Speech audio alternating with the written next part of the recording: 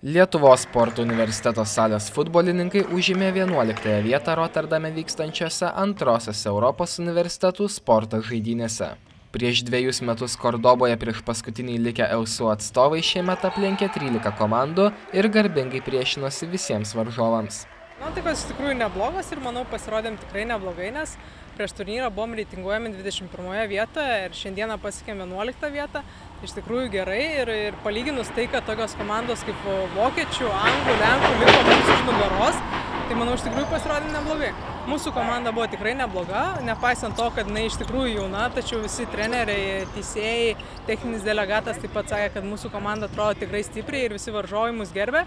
Tiesiog iš tikrųjų varžybų metu galbūt mūsų komanda nesusitvarkė su emocijomis, buvo per daug kalbų su teisėjais ir iš tikrųjų tai nulėmė tiek mūsų pralaimėjimą prieš Ukrainą, tiek vakar prieš serbus. Tai tik tiek, o iš tikrųjų buvom gerai pasiruošę, komanda atrodo tikrai stipriai ir tiesiog buvo per daug emocijų ir nesusivaldėm tam tikrose vietose. Martynas Balevičius, Andrius Kazokaitis, Roterdamas.